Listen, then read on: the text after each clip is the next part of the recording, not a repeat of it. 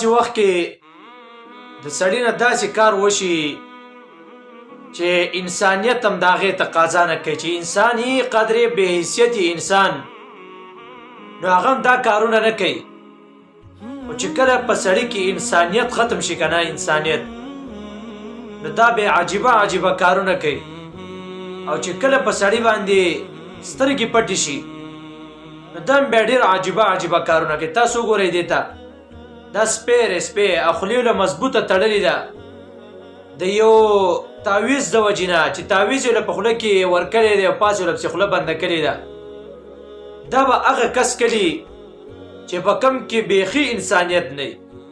ګوره مسلمان خو بیخي دا کار نه کوي، مسلمان خو دا کارونه کولی نه شي، خو چې کم داسې کس چې هغه کې انسانیت هم ختم شي، انسانیت هم پکې نه وي، نو هغه بیا دا کارونه کوي. تاسو وګورئ دې ته وګوره سپی دی خولې نه مضبوطه تړلې دی په سیمانو باندې او دننه یې پکې تعویز بند کړی دی او دا بلا کم ځناور انساني چې په زړه کې معمولي رحم هم قدرې نه وي، دا به هغه کس کوي.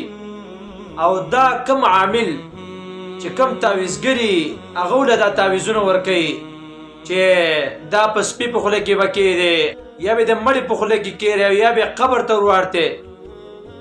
داسې ملا یا داسې تعویزګر یا داسې عامل چې داسې تعویزونه کوي او پیسې پیالي، دا څوک چې پیسې ورکوي دم حرامې ورکوي او څوک چې پیسې اخلي هغه هم حرامې اخلي. انتهایي ګناه ده پکې. خو دا به هغه کس دا کار کوي یا هغه عامل به دا کار کوي چې بالکل پکې د انسانیت بوی هم نه وي. قرآن مجید کې الله رب العزت د داسې خلکو دپاره بل هم اضل لفظ استعمال کړی دی چې داسې خلک د ځناور نه او د خنزیر نه هم بدتره دی چې داسې کارونه کوي چې یو داسې کار وکړي چې هغې باندې الله هم خفه کېږي، پیغمبر هم پرې خفه کېږي، انسانیت هم د هغې تقاضا نه کوي.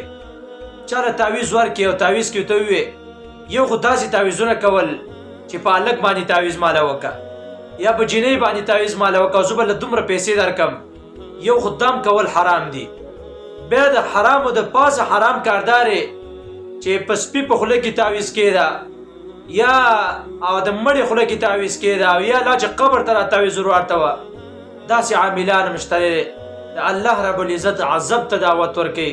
الله رب العزت دې داسې عاملانو ته داسې کسان چې داسې تعویزونه کوي الله دې ورته هدایت وکړي، او که هدایت یې په قسمت کې نه وي نو الله رب العزت دې د مخ د ځمکې نه مکمل ورک کړي.